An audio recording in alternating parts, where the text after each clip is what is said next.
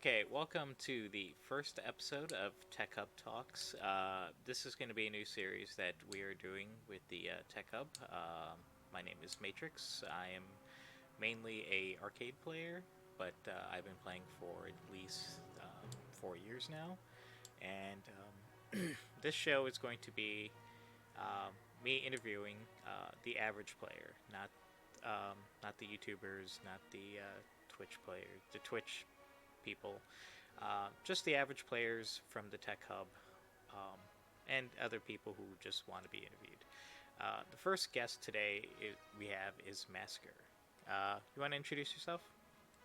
Well, nice to talk with you today. Okay.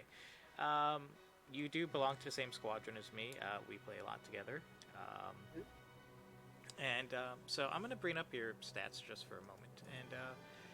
So it looks like you are level 66. Um, what do you mainly play? Mostly arcade. I've been doing a lot of realistic ground recently, and whenever I play air, I generally prefer realistic air to air arcade. But if I need to put out a quick match, I'll often straight up go for air arcade. Okay, yeah, we're going to be playing some realistic here in a moment. Some of the beginning questions been asked. When did you start playing War Thunder? I started in January of this year, So you're almost hitting your year mark, almost. almost. Um, and what got you into War Thunder? What brought you here? It brought me into War Thunder. Well, I've been following the entirety of the War Thunder community for the most part through YouTube and the like for the last, I'd say, 3 years. And you didn't play? I didn't have anything capable of playing it Oh, okay. until recently. No potatoes laying around? Eh, well, those potatoes weren't capable. I had an Xbox, so I wasn't able to do that until Okay, would have been what 2 patches ago. Got the PC first. would have been. Um,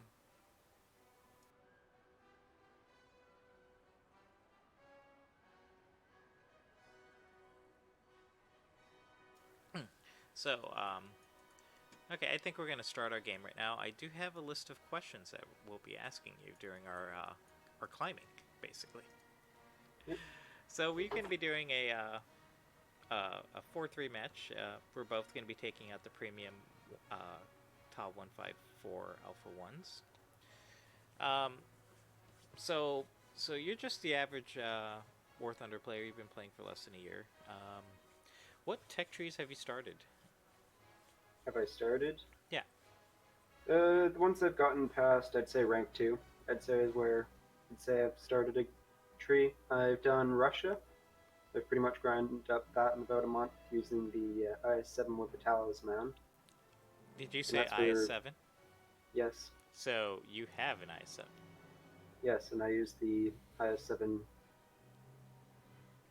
mostly to grind out that tree. I used the T34E, which was also conveniently given away in the summer event that was done to get up until then, and then I used the IS-7 pass there because that was where the research efficiency was highest. Oh, I nice. used that a lot in realistic. Thankfully, right after they reduced the RP cap this last patch. So the events really do help you out. Grind out the trees faster. Yes. I mean, this was a particularly convenient event, right? Because you had the T34E and the IS-7 specifically, but with, say, the Chronicle event, you got the Boarhound and then you got the Lorraine 155 ML8, Did you which get both of is. those? No, I didn't do the Chronicle event. I kind of gave up on that one. I wasn't ground up appropriately in the trees aside from France, which was a bit of a problem. Okay. So another questions. Do you have how many gold claims do you have and gold uh, vehicles? I know that right now, as this recording, we're actually going through the 6 year anniversary sale of War Thunder, and all premium vehicles are half off. What did you pick up? So far, I've picked up the Chiha shotgun for the Japanese, Nice the little Tall 150, derp gun. yep, The what? to go along with my Horo. I've also gotten the Tall 154, of course, is Okay. what I picked up for this sale.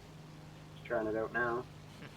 I got the Hellcat Mark II for the British. so I can Tier, grind up the British tree as yeah, well. tier 3, it'll really help you out. 3.0 too. And But yeah. 3.7 in realistic. It's a better arcade grinder, I'd say. Hmm. Aside from that, for realistic air or for aircraft premiums, I have the BB-238 I picked up about 5 months ago. Hmm. I haven't really used that too much, I'd say. That was more of a I had the Eagles laying around and I just picked it up for future use. So I'll probably be seeing a lot more as grind up the term there. And I also have for aircraft premiums BTD-1, which I picked up about a month ago. And so you As get well all as the these Martlet. doing the Warbond shops? Is that what I can see? Uh, I've gotten the Talon 54, the BV-238, and the Hellcat. I bought all of those. Hmm. Whereas the BTD-1, the Martlet, and of course the FJ4B, those were all between event vehicles and the Warbond shop, yes. Okay. So the Warbond shop has been helping you. Mostly I use it to get the crates so I can Okay. sell them, make Gaijin coin. I prefer to do that. I think it's a lot more effective than getting the vehicles more often than not, because you can definitely get a better deal, Okay. as I So always sell them for about $12. yeah. Um. So give me a list of your favorite tanks, planes, ships, and helicopters. Now the helicopters are in the game. Well, I can't really say I've done helicopters enough to say that I have a favorite, but from what I've seen, out the Alouette, the German skiff, I think is the most interesting helicopter to me currently. Very Okay. agile. I think it's going to be very good with those rockets. Aside from that, I've only really grown up the Soviet ship tree, and with that, I found I much prefer the PR 123s, both the K Bis and the Komsomolets. Nice. Favorite plane. What are you Favorite liking? plane. The one I've probably done the best in, and that's probably the best gauge I have for it, is either the BB-238 or the Heinkel 111H6. Ooh, I've Heinkels. had more, I'd say, fun games in the Heinkel 111. I like the way it plays, Okay. and I like the plane itself to a great degree. And favorite But tank. That should be yeah, it. favorite tanks. Hard to say. Realistic and arcade, I'd say I have two different answers. In realistic, it's the IS-7. That's the one I've played by far the most in realistic, and it's very powerful in realistic. I don't know how many times it's been not me or my skill holding me in a match, but so much just the armor that the IS-7 Okay. possesses. It saved me many times. Okay. In arcade, I would say that my favorite is actually the Tiger H1, and mostly because people in arcade tend to underestimate it, would be the right term. Often they'll go for the mail slot on it, Hmm. but what very few of them realize, often to their surprise, is that if you angle it appropriately, a little less angling on your front, a little bit more on your sides, most shells cannot pen your mail slot effectively. 85 millimeters aren't going to do it. It just kind of gets eaten up if you angle it Yeah, just right.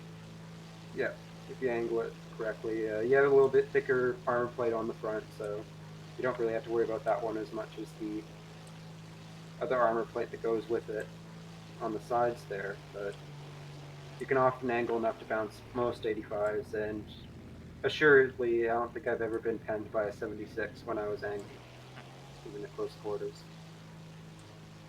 So Tiger's awesome. Yeah, Tiger's my not my favorites, but I do like playing it a lot.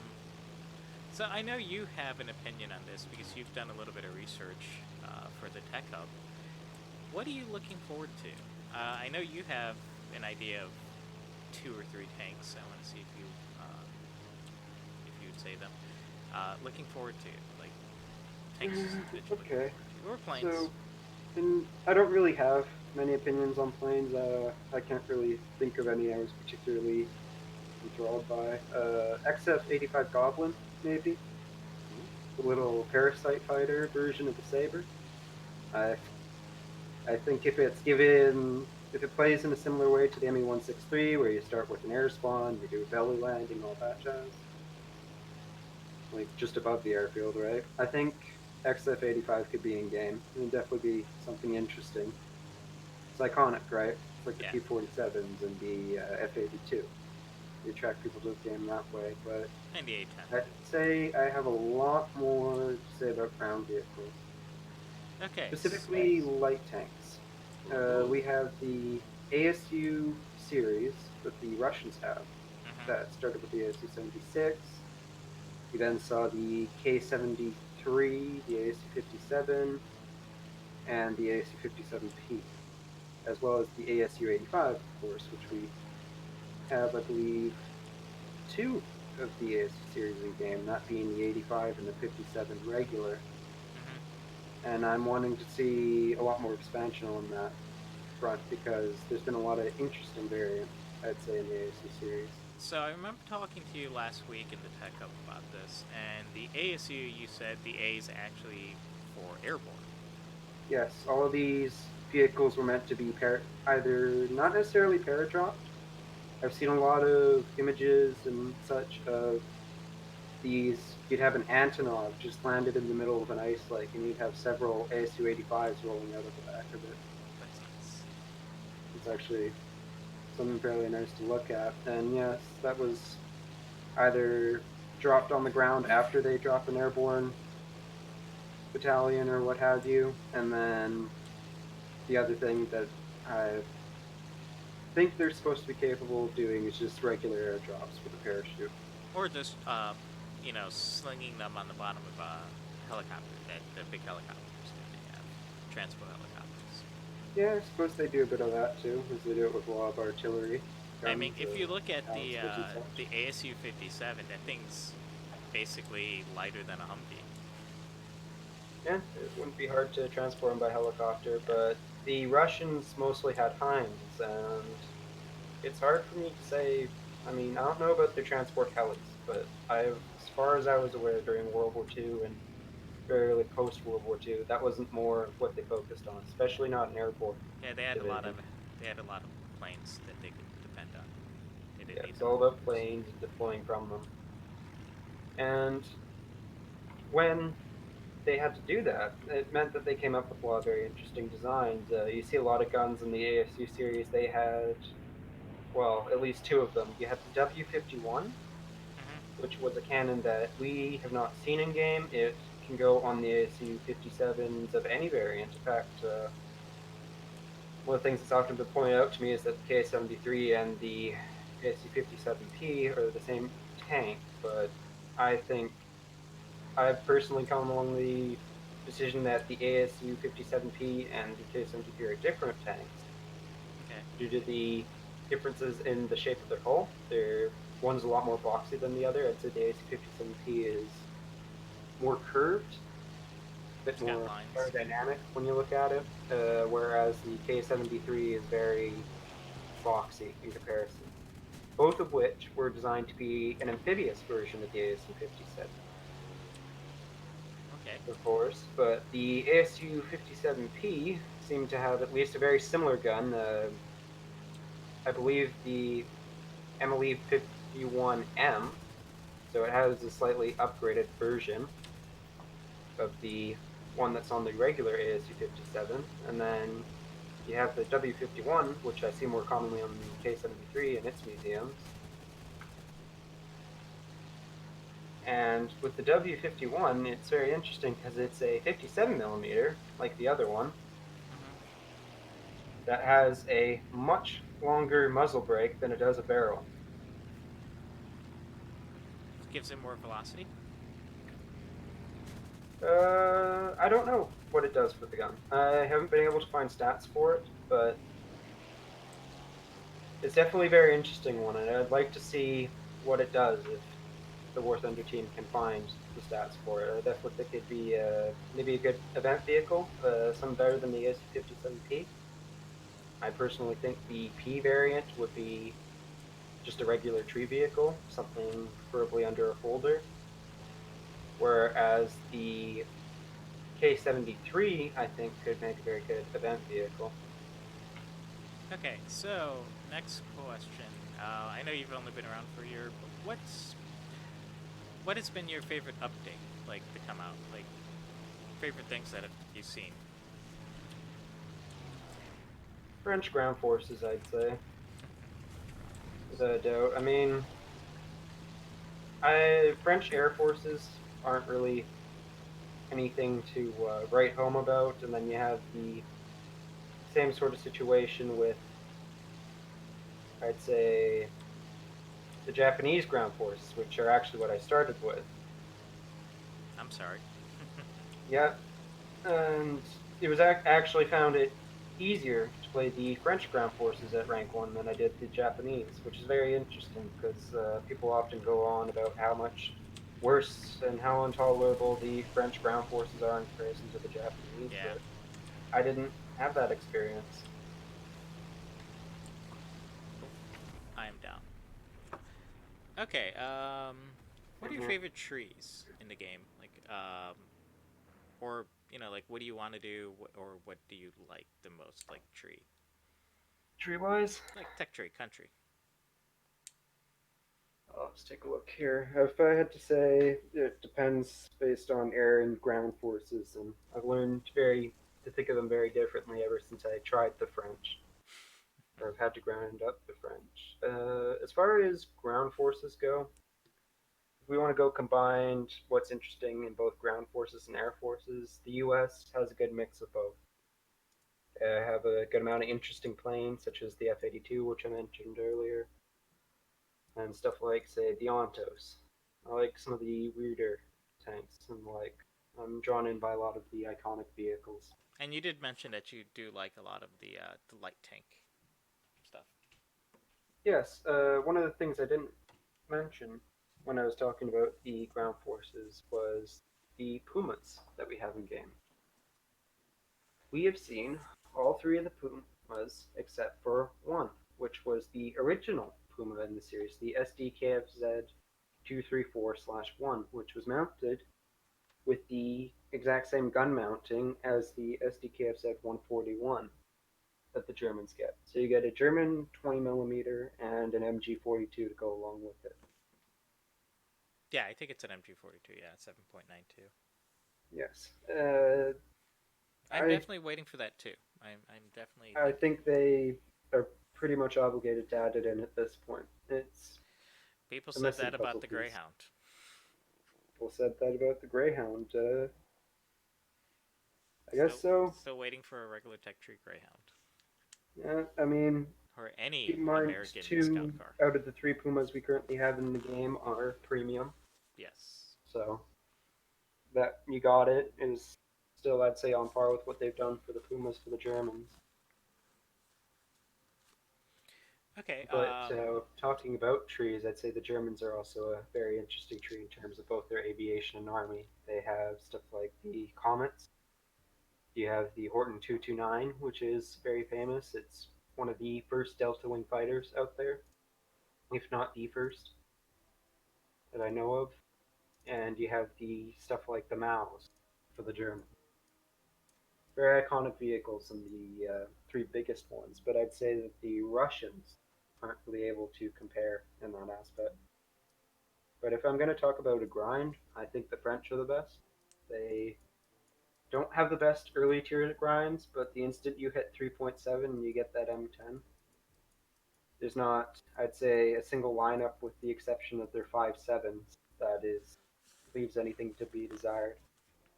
Yeah, I actually enjoyed um, the French tech tree. I'm all the way at the I think we call it the super bias.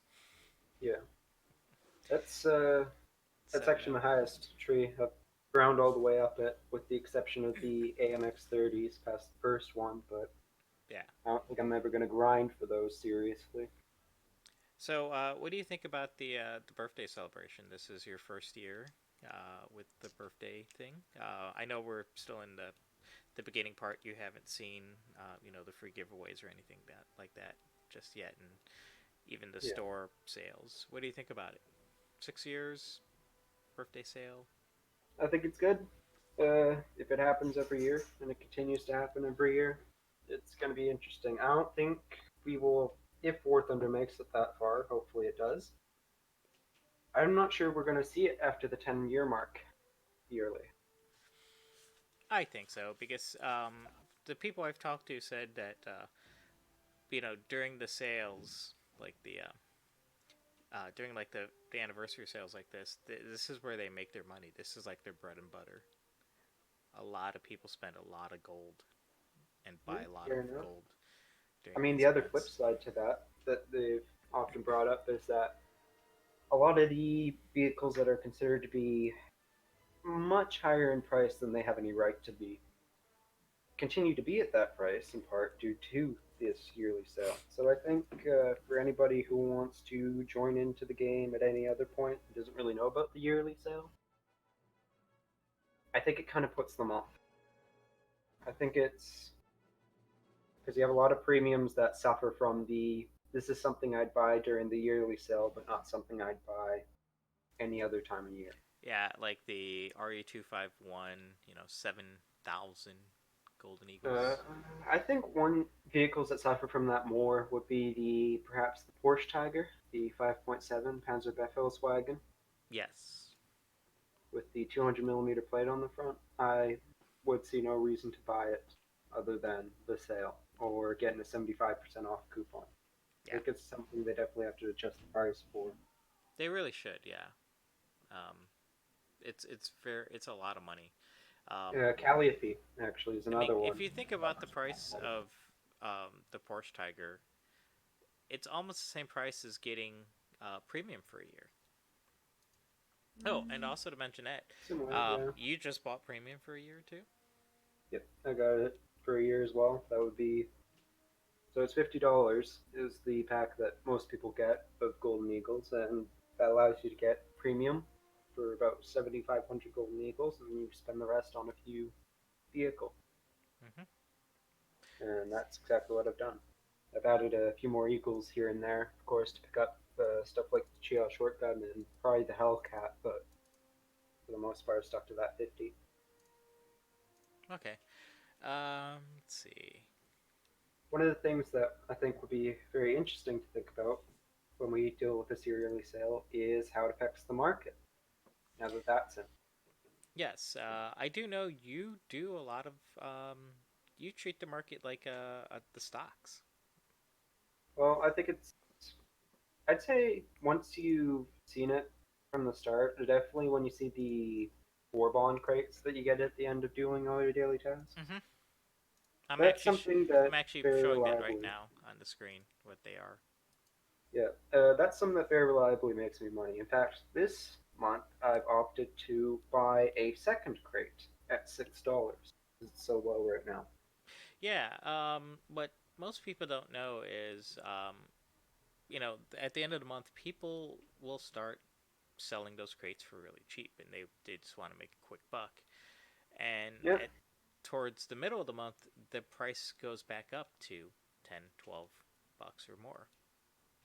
yeah, and of course after Gaijin takes their cut, which kind of impedes the profits you get from it a little. And I think with certain tanks, you'll notice it where things that are low enough price, right? Hmm. The buy and the sell orders that exist, the price at which people are willing to pay and the price at which people are offering, you'll notice that there's about a 20 to 30% gap between the offer and the sell prices with a lot of the lower value vehicles.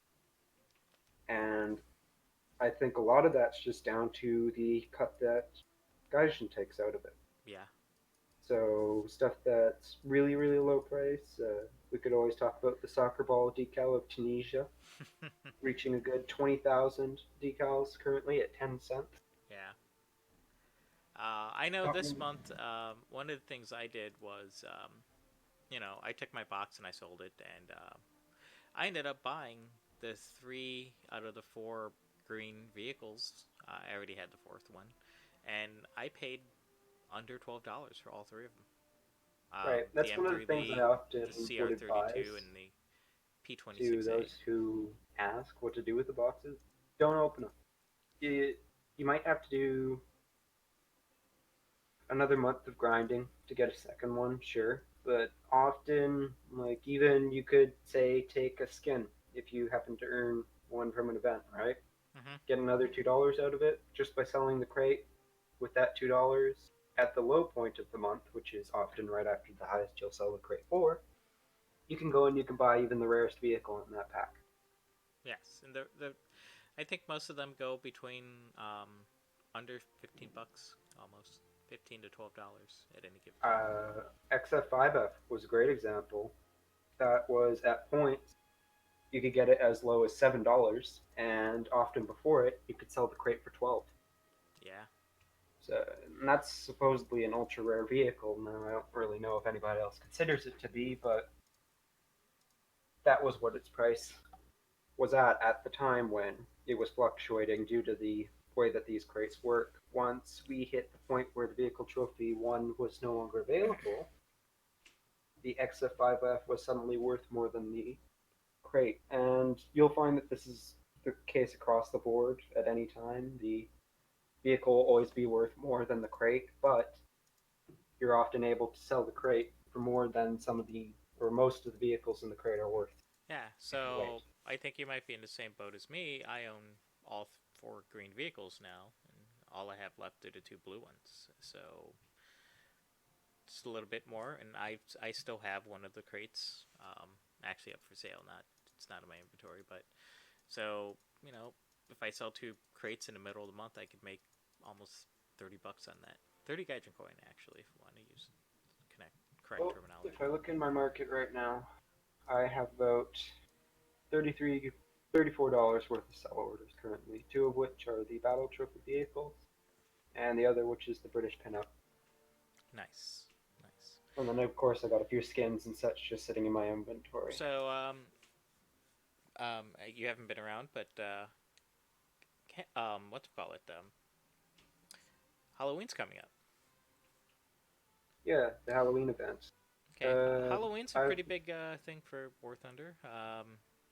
The last couple years, well, last 3 or 4 years, there's been races, Hellcat races and PO2 races and stuff like that. You're excited for that to see what War Thunder apparently Halloween? they didn't do it last year, so it's going to be interesting to see whether or not I can actually get the PO2. Yeah, they didn't give away the PO2, but the races were still there. Yeah, they're going to do. I think the closest we're going to get to maybe a vehicle this year might be the off by them The one thing I'm that they've given excited away. is I'm hoping for you to get a black witch's cap this year. Get the other one. Yeah, I suppose I could do with two of those on my tank now. Get a bit Well, more I like the black one. It's a little more stand out. rare. A little more rare. Yeah, we'll see whether or not we'll see what they give away for this month. And then we're less than almost, what would you say, 60 days from Christmas, New Year's? Yep. Christmas, New Year's. Supposedly they also do a Black Friday sale. I heard Yes, from yes, checking some. I've told people that. Yes, Black Friday sale. We also do that. So something interesting. There's a lot of sales around the end of the year. Yeah. With the market, expect it to crash at all those points. Probably the best if you're within a week of any of those sales. Uh, don't sell. Just buy. Just buy because that's when you're going to start hitting the low prices. Most often, it won't be anything huge though in terms of a dip until the day of. Okay. Anything else that we want to talk about? If I had to say, we also could talk about the task Oh, the dailies. and say some of the new ways they've been doing events recently. Okay. Both are interesting. So the daily task. I know we actually do them together a lot of times. Like half the time I do them by myself.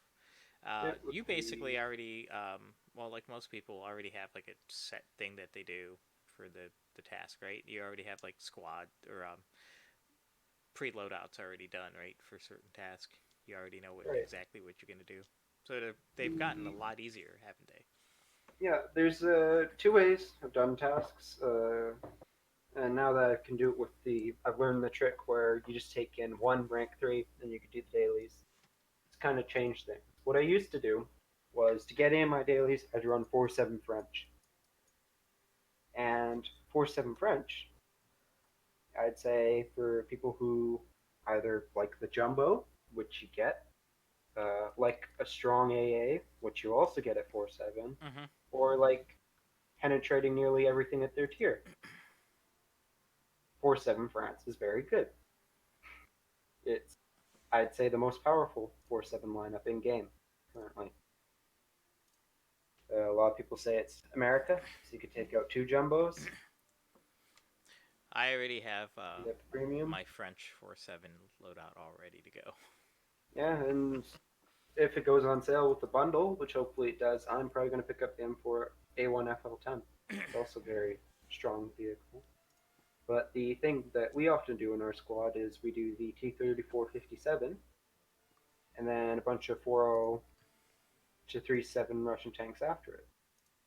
And that's often been very good for the tasks. You can also do down to 3-3 using the chassis, the MX-13 FL11, Oh which yeah. I've had to do to avoid the Cobra King wave after the Americans went on sale. Because Yes. 1.40 is nothing but up tiers. That was So, that was pretty funny.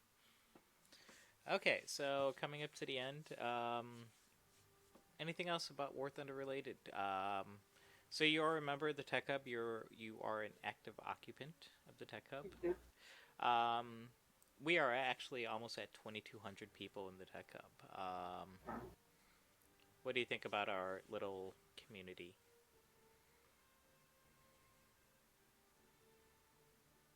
I'd say that there's a big gap between a small amount of people. You have 2,200 people in there, right? Mm-hmm. The amount of active occupants, if I take a look right now, if we just go under the active occupant role, there's 47 people. I'd say it's probably closer to 60, Mm-hmm. between like 60, 70, between all the different roles. That puts you out of that. Whereas general occupants, you have about 343. These are the people that are online, even. So on top of this, you have what, another almost 2,000 people Mm-hmm. that don't include these. So I think it's, well, it always suffers from what any Discord server does, where the amount of people that are actually involved in the server are very small minority Yeah. in comparison, often in around 10%. But I would say that at the same time, you have what, 300, almost 400 people who are online consistently. Yeah. At least almost approaching 100 people who are active in the server, I know that which is in more than I'd say a lot of servers out there currently in the War Thunder community. yeah. They have a lot of people on them, but I've seen what, three or so. The people on them aren't very active. Mm-hmm. They're not very involved. You'd see more along the lines of 30 to 50 people. So I'd say currently the Tech Hub right now is doing very well for itself in terms of activity. Anything else you want to see done with the Tech Hub and stuff? We have T-shirts. We are a partner of Humble Bundle now and Fanatical, and T-shirt sales are pretty cool. Mugs, T-shirts, stuff like that. Anything else? I'd say it actually comes down to a bit more of how Tech Hub's been doing their tournaments recently. It was something that I brought up. I don't think that there is a space made or a sufficient amount of space made on the server for information about the tournaments because announcing them a video is fine and all, but not everybody wants to watch every video that Tech does. Okay. Right. They're a bit more long form, so I'd say there's a lot more people who will pick and choose which text videos they watch, Mm-hmm. just due to the time constraint. It's not every video is consumed, but I don't think anybody's really complaining about the long form. They'll just pick and some choose on their side, but some it's not people very good for some events. people do say that they use it to fall asleep with. Yeah, that's one of the things been brought up a lot. But I'd say I've heard. due to that, it's not the greatest platform for announcing events. Announcing events means it's very good for the server and for the server's growth because there's a certain amount of people that are like, all right, I'm going to go join the Discord server so I can get involved in this tournament.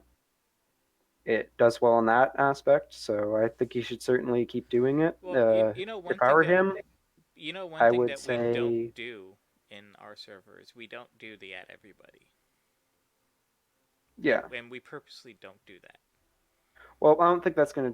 I don't think that's what needs to happen there. You don't need to at everybody to keep them informed about the tournament and such. I think you just need a page where the information's just there, accessible. You can tell when the tournament is straight off the bat. You could say news and announcements, but I think when people are looking for information on the tournament, they're going to be looking for very specifically a channel that mentions the tournament. It's in Okay, the name. You know what I mean? okay, I That will. says the rules, everything that they need to know going in. I will definitely mention that to tech and the moderation team, the And other admins. for the event part, if YouTube videos is how he's going to communicate the tournaments, Hmm.